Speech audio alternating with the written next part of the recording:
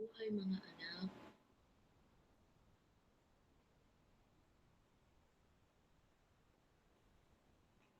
hoping that this is clear and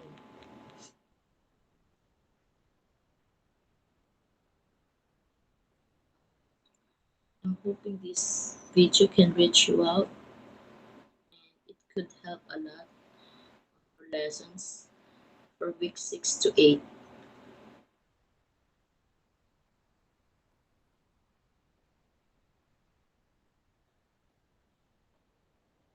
So let's have our lesson.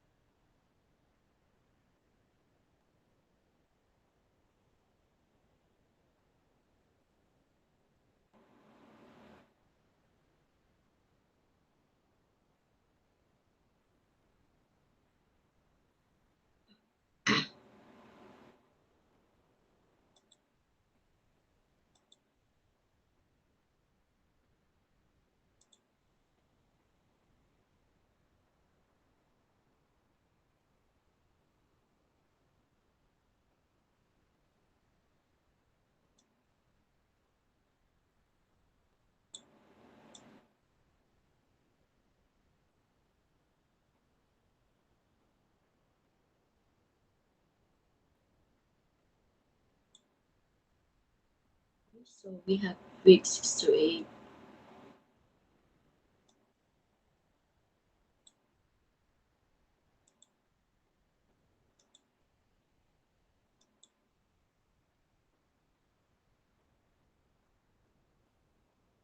So for our week 6, our topic is about the grammar of film.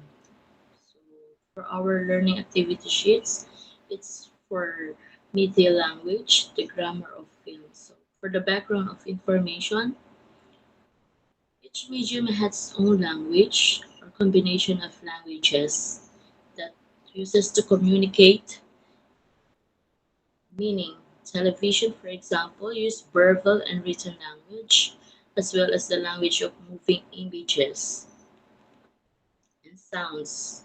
So we call these languages because they use familiar codes and conventions that are generally understood. Particular kinds of music or camera angles may be used to signal particular emotions.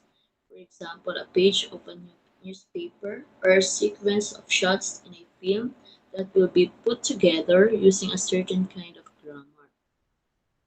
So for our lesson for week 6, codes, convention, and languages.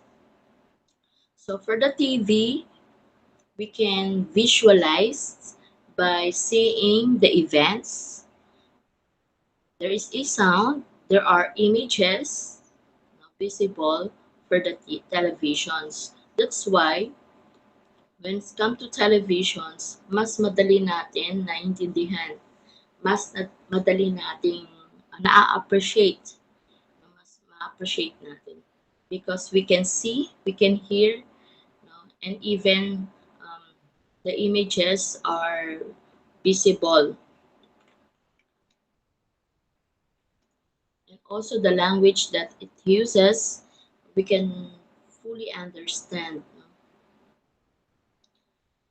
On the newspaper naman, we can see the page, even the pictures, but apparently it is not moving. No? Unlike on the television, it is alive. And also for the film movies, okay, like the TV, we can appreciate films or movies because it moves, it has pictures, also languages. We can hear the conversations. Okay?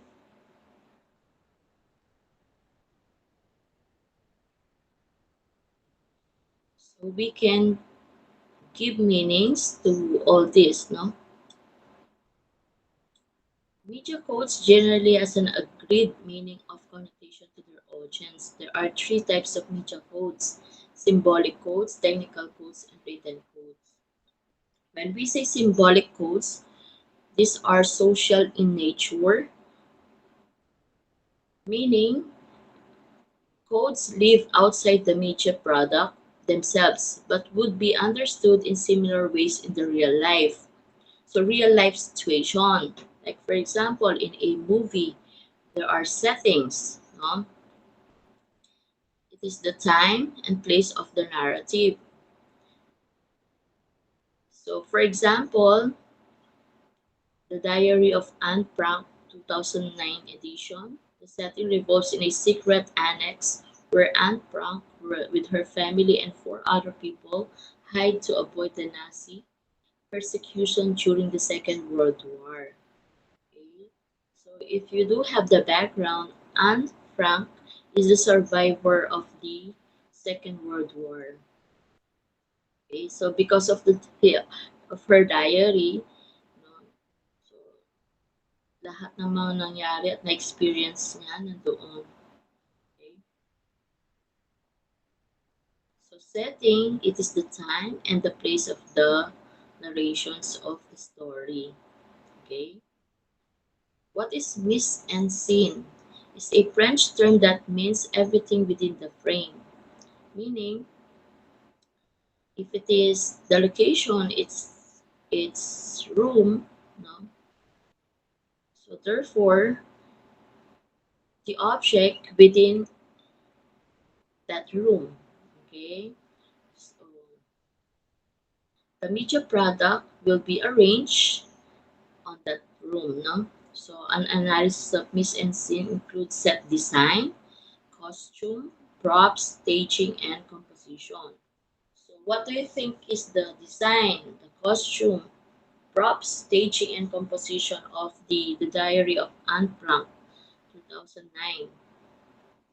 So maybe in a little place like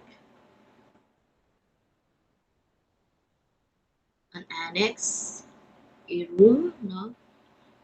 That everything is there and the design of the room is dark, so that they can hide. The costume is like, of course, no, sinaunang panahon yon. So, ang na-expect natin, yung mga costume nila is mga mahabang suot ng mga babae, no? And mga lalaki is walang naka-short, ano sila, no, nakapants sila na ano, during those years. For the props, maybe, no, dahil ito ay uh, World War,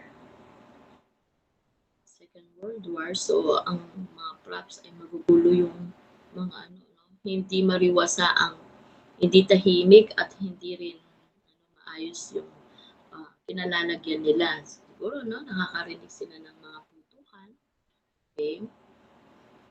So, that that's it for the ano, no, miss and scene.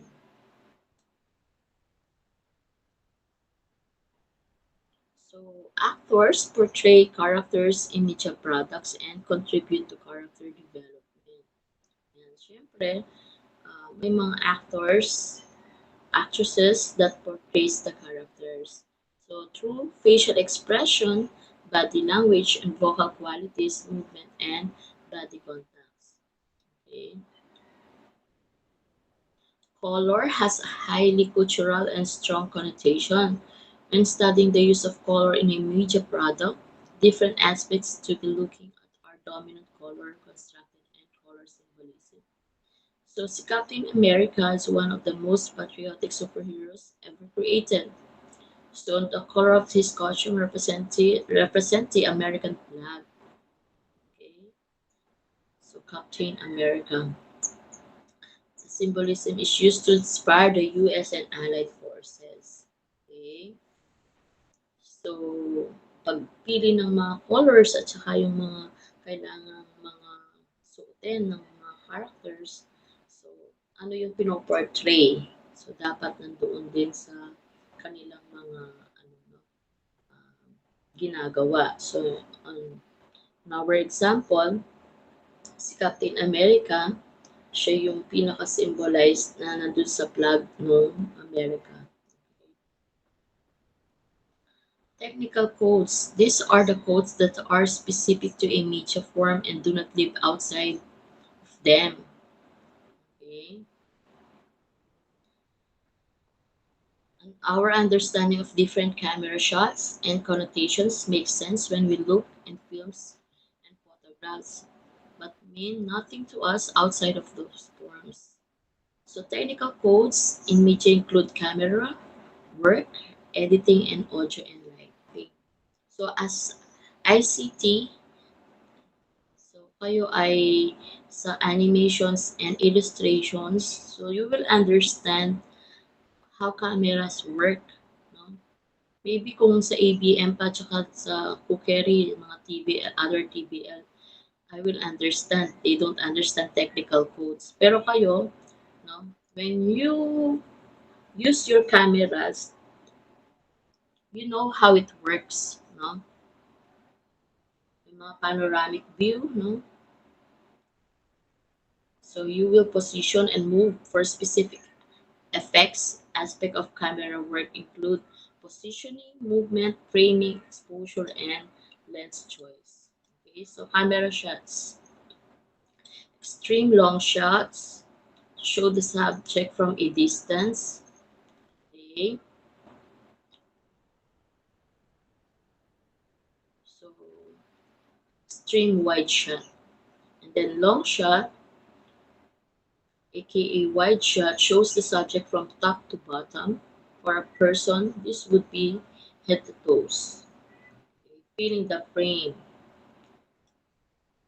So to the necessarily feeling the frame, the character becomes more a focus than an extreme long shot.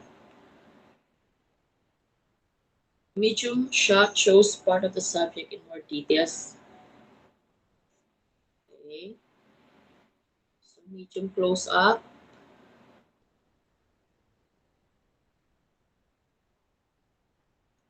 So close up fills the screen with part of the subject, such as person head, face.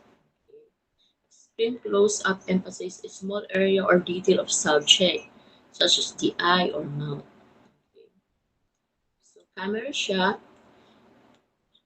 it level so eye level shot taken with the camera approximately at human eye level, resulting in neutral effect on the audience. High angle is photographed from above eye level. Okay.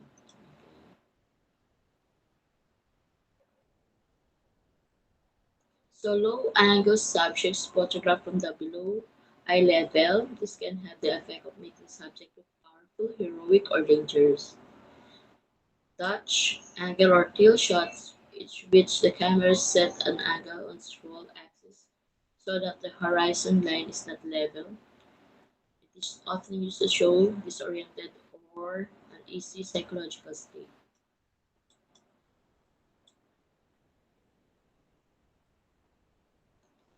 Bird's eye view, top shots, high angle shots that taken from a directly overhead. Okay.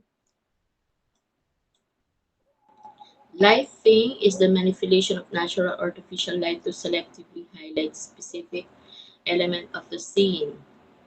Okay. So lighting technique, key lighting is the main and strongest light source in a scene or on the actor. Field lighting adds dimension and soften harsh shadow created by the key light. And also those are the lighting techniques.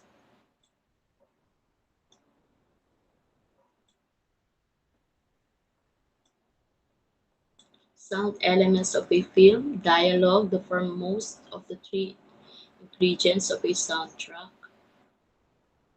brings forth the story by showing the communication interaction of two or more characters in the film. Okay, sound effects are used to provide an additional layer of realism to the scene. Okay. Background music provides the emotional aspect of the design, sound designs. Okay, so pag nanonood kayo ng movie, you can easily appreciate yung horror movie, no? Pag naririnig na yung mga no? Yung mga sound effects nila. Okay, so we have how many codes? We have three. First is symbolic, the second is technical, and then the third one is the written codes. So are the formal written language used in a media product, just like technical and symbolic codes. Written codes can be used to advance a narrative, communicate information about a character or issue and theme in the media products. Printed language, which is text you can see within the frame. So kapag may headlines, yung headlines is napakalaki. No? May emphasis siya. Okay. So what will you do for this lessons? So wag nang gawin yung exercise 1 tsaka exercise 1.1. Okay? What will you do is the exercise 2. Okay? Ano yung sa exercise 2? You'll be given a scenario. So what's the scenario? A local government official was charged for a graft and corruption and was suspended from his office. The government official announced that the charges were all fabricated and that he will not step down from his office. A large group of supporters are present to protest. They barricade the building where the official has once taken office. A struggle seems to start breaking out between the protesters and the police. So what will you do? You will be given a scenario. Based on that scenario, you will predict on how the event will be covered by the different media. So for the television, yung mga nakikita nyo, no? We have a lot of examples on the televisions na nagbabarricade. Halimbawa, yung mga no? Yung mga sinisira yung mga bahay, no? Ano yung mga ginagawa. So, ano yung pinapakita doon sa television na nakikita natin. This time, ang scenario is a local government na na-charge siya ng graft and corruption. And he will be suspended no, from his office. So, ano kaya yung makikita natin on the television? O kaya sa radio, ano yung maririnig natin? No? Okay? Or in a newspaper. And then on the internet. So, write your answers on the right column. Okay? And then,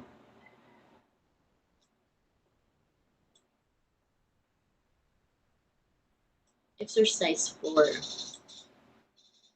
Create a photographic piece depicting any social phase by our country. Remember to use the codes and conventions for the development of your output. Rubrics are provided for you to be guided on what to do. Okay? So, mayroon tayong mga examples dito. So, isang lang to, no? Okay? So, poverty or human trafficking. Okay? So, mamili lang kayo ng isa. Poverty or human trafficking. So, ano yung mga ipapakita? Ano yung mga, okay? Codes or conventions. Yan, merong mga nakasulat. So, written code. Technical codes, picture. Okay? So, dapat original yan, no? Okay? Kasi kayo yung mag-create ng photos. Okay, so ano yung gagawin? Ang gagawin lang is this exercise number 2 at saka yung exercise number 4. Mamili lang kung poverty or human trafficking. And then kayo yung kukuha ng picture and then maglalagay ng caption. Okay? So, yan yung rubrics. If you do have questions, no, you can ask me. And then, for our week 7, intellectual property, copyright, and fair use guidelines. So, tayong lahat, may ginagawa tayo and we want to protect those, own, own, own creations. Like, for example, gumawa ka ng poem. Gusto mo ba na mayroong kumuha at magsabi na siya yung gumawa?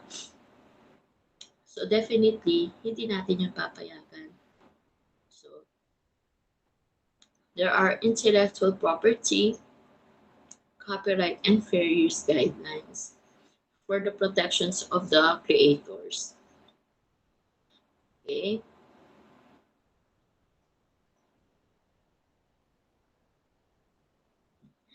Okay. What do you mean? All my facts are wrong. And then sinasabi pa niya is, I copied everything straight off the internet. Okay, so that is his mistakes. No? It is his mistakes. So with the spread of digital media, it is very inevitable for media and information consumers to get their information from the different sources. So napag-aralan natin yung mga different sources like internet, newspapers, television, radio.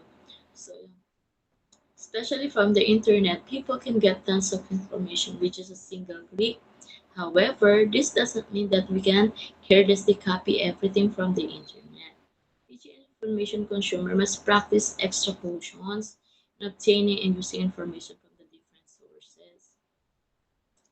So, a copyright is a legal device that gives the creator of a literary, artistic, musical, or other creative work the sole right to publish and sell the work. Okay, so kapag ikaw ang gumawa, you have the sole right to publish and sell your work.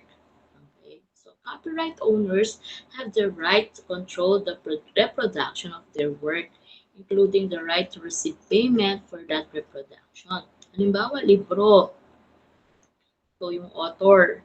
So therefore, yung reproduction nun, with your permission ng publication, okay, so ikaw yung uh, pwedeng mag-benefit, no, sa pagbebenta ng librong yun. So copyright does not protect facts, ideas, inventions, systems, or methods of operations, although it may protect the way these things are expressed. An author may grant or sell those rights to others, including publishers or recording companies. So, kung ikaw ang sumulat ng libro, ikaw din ang pwedeng or may rights na pumili ng publications, okay, mga publishers, recording companies. Okay, so, violation of a copyright is called infringement. Copyright protects original works of authorship. Patent protects inventions or discoveries. Trademark protects the words, phrases, symbols. Okay?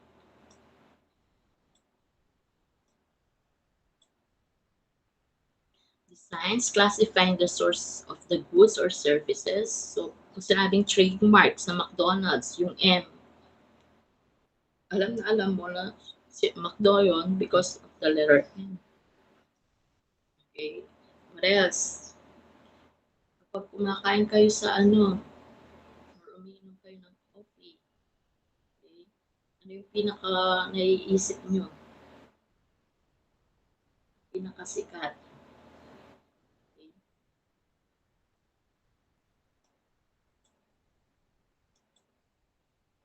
So, may identity sila. So, those are their trademarks. Hindi pwedeng kopyahin yun. Okay? Pwedeng words. Okay, so sa BTO, there are five ways. Phrases, symbols, signs. So kapag narinig mo yon, you're in good hands with Metrobank. Okay, so sila lang yung may-ari ng ganun. So do I have to register with your office to be protected? No, overall registration is voluntary. Copyright protects your authorship from the moment the work is created. However, if you want to file a copyright infringement case, you have to register your work. On the other hand, plagiarism is an act or an instance of using or closely imitating speech methods of another author without permission. Representation of that works as one's own by not crediting the original author. In other words, plagiarism involves putting one's own name on someone else's work. This is commonly seen in school where a person submits a paper that someone else has written. So to avoid this, one must exercise crediting the original works and authors. Okay? Copy paste, copyright. So the fair use of copyrighted works allows individuals to use it without the permission of the copyright owner than for a limited and transformative purpose such as criticizing, giving comments, making a parody, reporting news, and teaching. So ito lang yung mga purposes na tinatanggap for us to use. So fair use yun. No?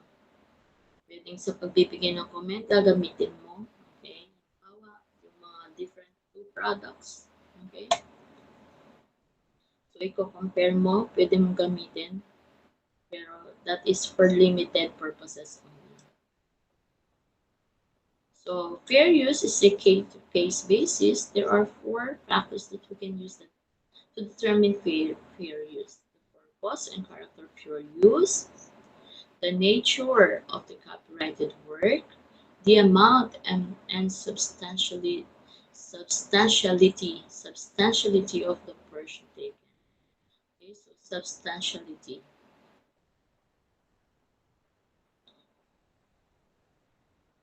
Okay, so hindi mo kukuhanin yung lahat. Okay, or hindi mo kukuhanin yung pinaka ano, no?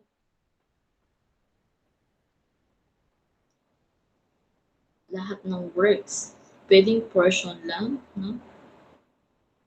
The effect of use upon the potential market. Okay.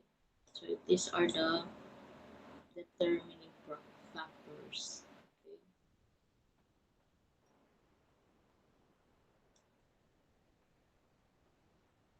So on our law, there is an intellectual property law, RA 8293, an act prescribing the intellectual property code and establishing the intellectual property office, providing for its powers and functions and for other purposes. So RA 165, an act creating a patent office, prescribing its power and duties, regulating the issuance of patent and creating funds therefore. No? So these are the laws that can protect the authors or the creators.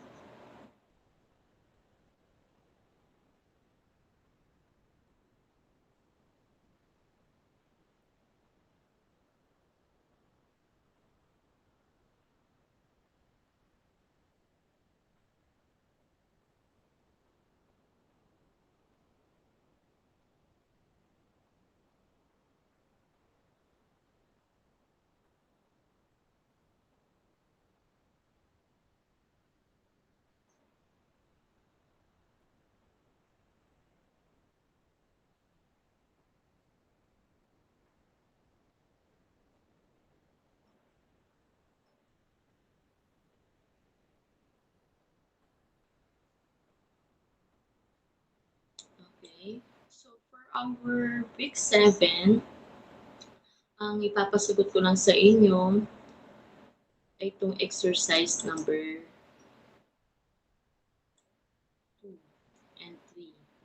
fill in the blanks pamphlet template below by pasting cut-offs or cutouts of example of copyrighted, patent, and trademark materials from magazine and other prints.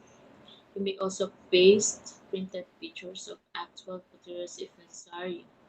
Okay? So, ano ba yung mga copyrights? Okay. At saka yung patent, at saka trademark.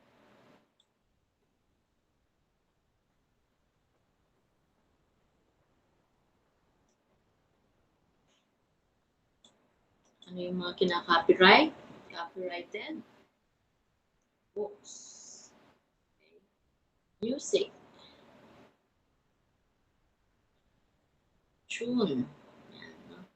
Ano naman yung mga patents? So, yung mga inventions. Trademarks, those are designs, symbols. Okay.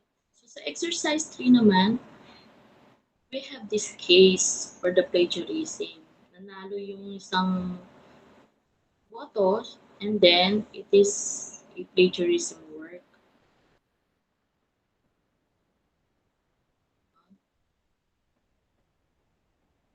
So, yan lang ang sasagutin nyo. Exercise number 2 and exercise number 3. Okay? So, ito yung mga sasagutin. After you read the case, answer the following questions through an essay. Okay?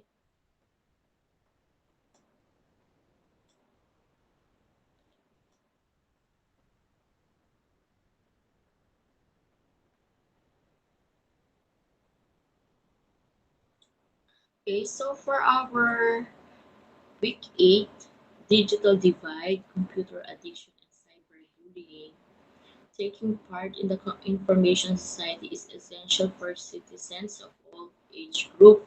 The internet provides great opportunities to improve life for all users.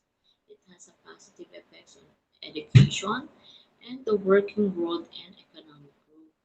With easy digitalizations and storage of information and accessibility through a wide range of devices, the internet has enormously increased the information.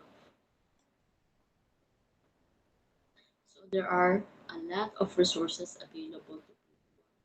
So digital divide and economic inequality between groups in terms of access to, use of, or knowledge of information and communication technology.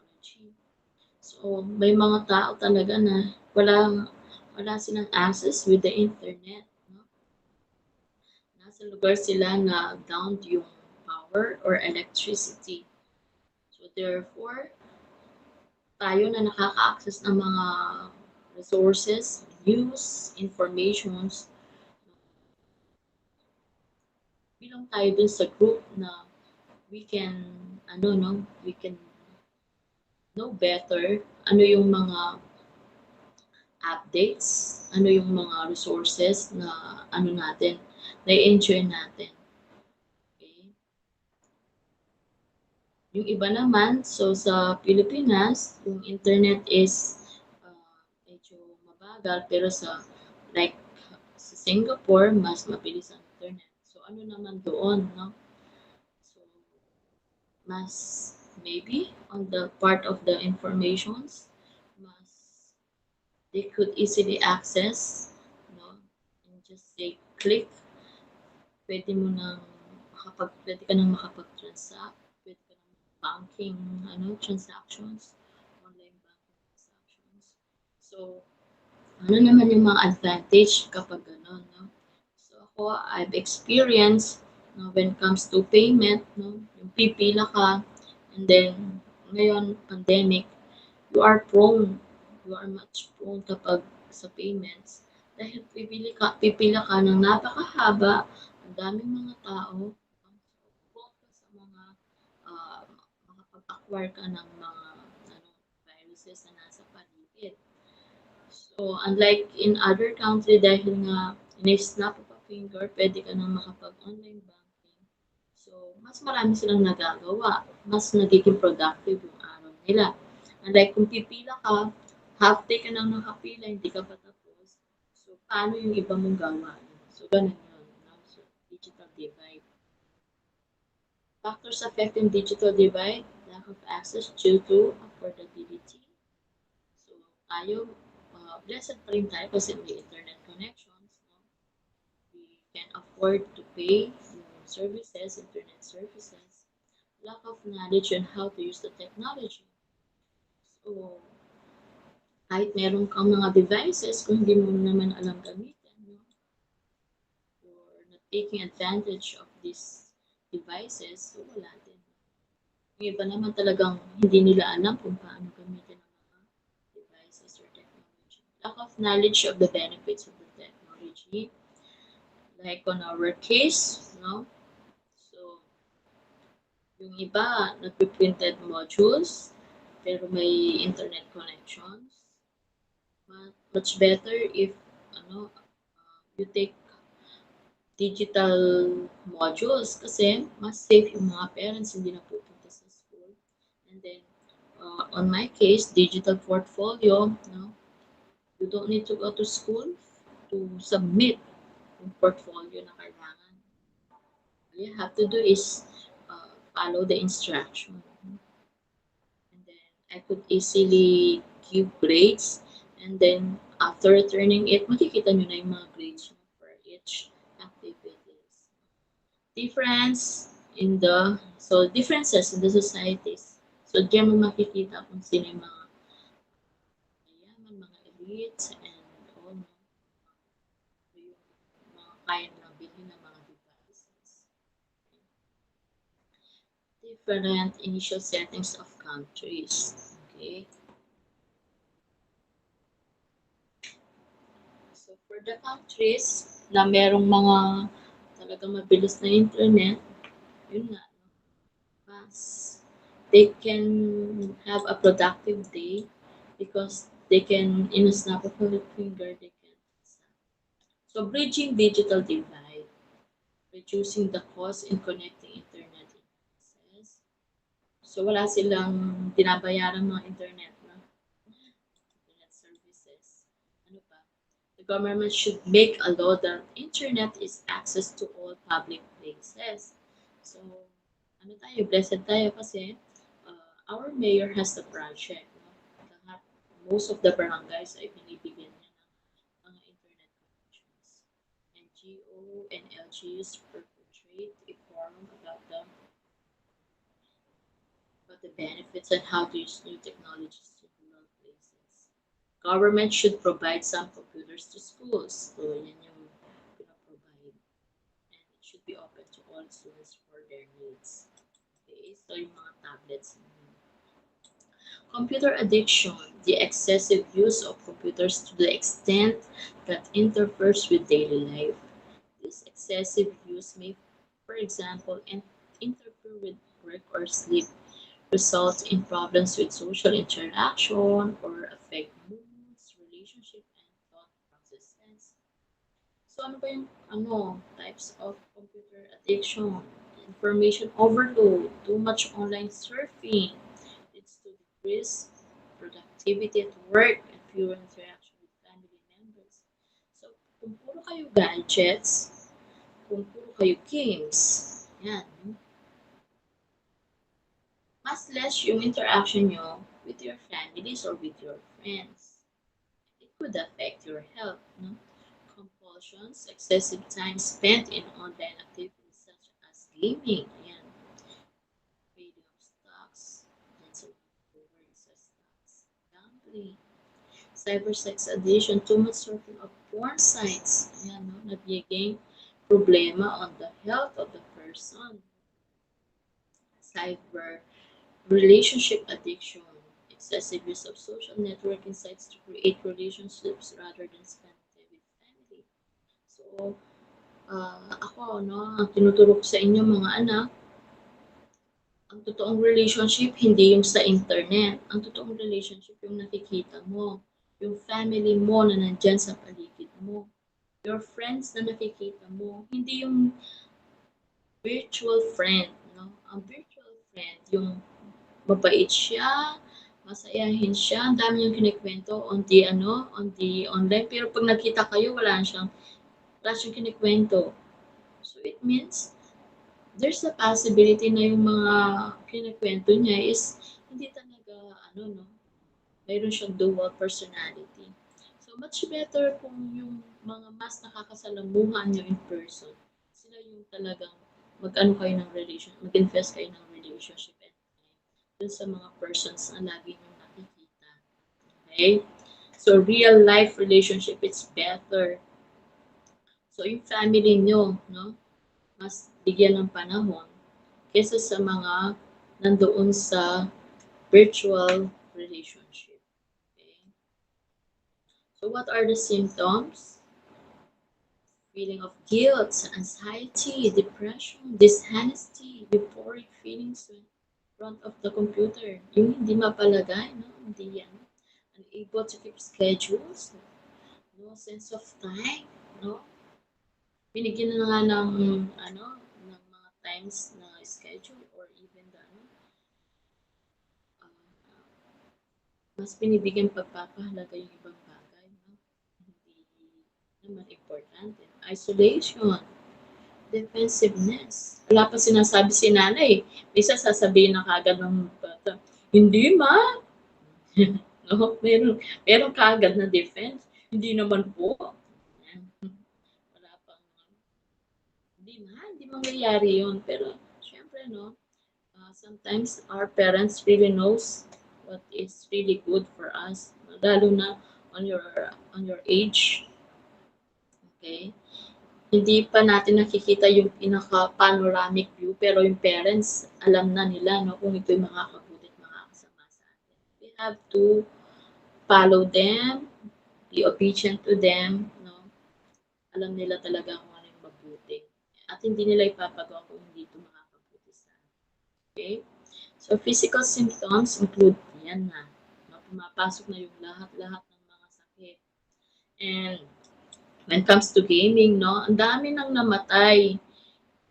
Dami ko nang narinig na sa kabataan nila namatay sila because of games. Dahil nakakalimutan nilang kumain, hindi sila nakakatulog, no? So please, okay. So how you can prevent computer addiction? Set a limited time. Okay? So kung isang oras lang yan, isang oras lang. And then after nun, okay, pwede na kayong tumayo and ano. How about naman kapag ma'am, di ba, may gagawin sa school. It's okay, you can do ano. Pero, di ba, may mga schedule naman yan. Okay? So, like in our case, December 4 pa yung submission. So, unti-untiin nyo, huwag biglaan na ano, tapos sasakit ang likod nyo. Kasi ang daming pinagawa ni ma'am. No? Mayroong time, mayroong mga schedule. Okay? Kaya in advance, binigay ko na yung lesson kasi November 30, walang pasok. October 8 naman is wala din pasok nun, holiday. So, December 4, kailangan nyo gawin para makapag-check ako on the latter week before yung Christmas at alam nyo na kung ano yung grade nyo for the first quarter.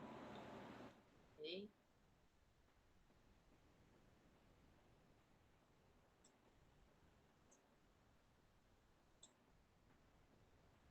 Make copies the information you need. Immerse yourself with outside activity. So, sino dito yung sports-minded? Much better yun. Mas healthy yun. Hang out with friends and plan sa family nights out. Okay? Pero dahil nga pandemic, no, pwede yung makipagkwentuhan sa pamilya. Okay? That is the best thing and very, hindi siya gastos. Denigrate your technology usage. Use only your smartphones and computer when you need it. Set aside your smartphones, laptop, and computers for cyberbullying. Bullying that takes place online or caused or using electronic technology such as cell phones, computers, and tablets, or for communication tools including social media sites, text messages, chat, and websites. Okay. So these are the types: harassment, blaming. What's blaming? When you use extreme and offensive language, no, to to curse a person, to humiliate person. Denigration, when someone makes another person that is fake, damaging, and untrue. Impersonation is when someone will hack into someone's email or social network. Outing and trickery is when someone may share personal information about another or trick someone into revealing secrets and forward it to others. Cyberstalking is the act of repeatedly sending messages that include threats or harm, okay, harassment, intimidating messages. And exclusion is when or others intentionally leave someone out of a group, such a group messages, online apps, gaming sites, and other online engagement. This is also a form of social bullying and very common. So, what is the effect of cyberbullying? Feeling upset, mentally, emotionally, and physically, feeling ashamed, tired, you always tired, loss of sleep, or experiencing symptoms like stomachache and diabetes. How can you prevent cyberbullying? Talk to a trusted person. Save some evidence. Think before you post. Set privacy controls in your account. Log out your account on a public computer. Okay, like internet cafe. Be a friend, not bystander. Okay, don't repeat. Okay.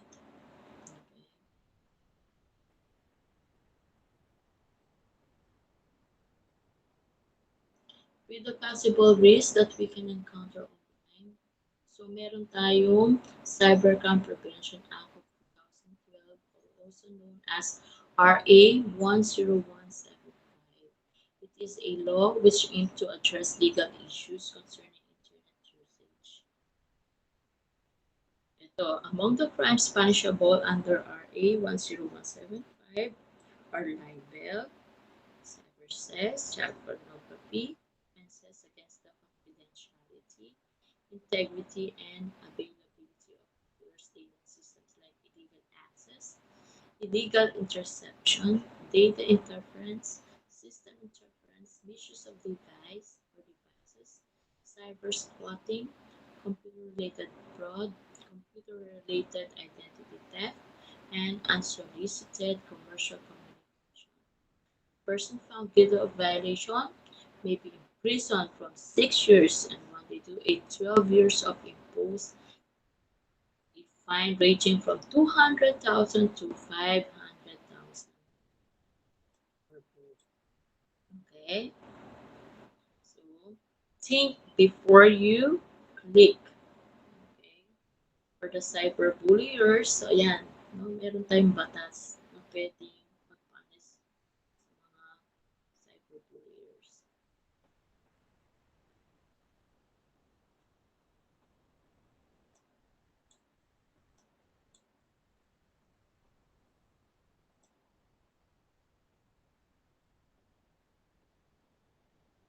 Okay, so ang papagawa ko sa inyo,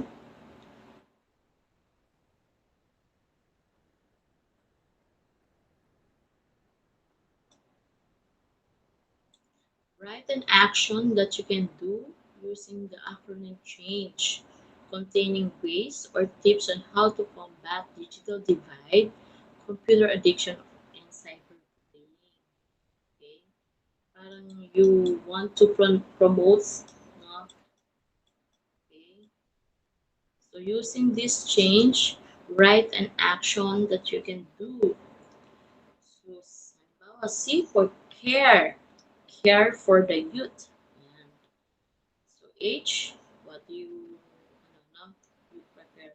Containing ways or tips on how to prevent, lessen, no, or understand digital divide, computer addictions through exhaust, no, yung mga kailangan natin gawin, cyberbullying to prevent from happening. Okay, so it is CHANGE. Yan yung mga ano, bibigyan ng meaning. No? containing ways or tips. Exercise number 3. Exercise number 4. Create a campaign ad in a form of poster within the objective of combating any of the challenges in ICT. Ayan. Okay? So, another poster for exercise number 4. So, ang gagawin dito para computer addiction, para uniform, no? How can we prevent computer addiction? Okay? Sa exercise number 4. So, ano lahat ang gagawin? Okay? Exercise number 3 at saka exercise number 4. Okay? So, if you do have questions with regards to week 6 to 8, okay, you can ask me, pero provided you watch this video, no? Okay? Kailangan ito ay napanood nyo muna, no? Before kayo, okay? So, sa week 6, exercise number 2, and exercise number 4. Okay? Mamili lang kung poverty or human trafficking. And then, for week 7, ang gagawin lang ay exercise number 2. Okay? Pipili lang ng picture.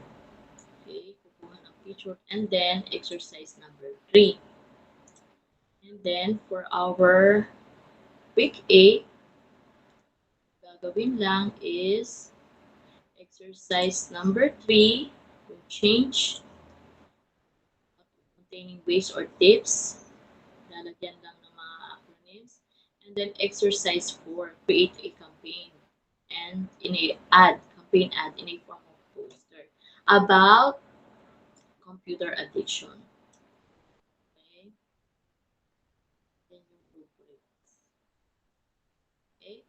So God bless.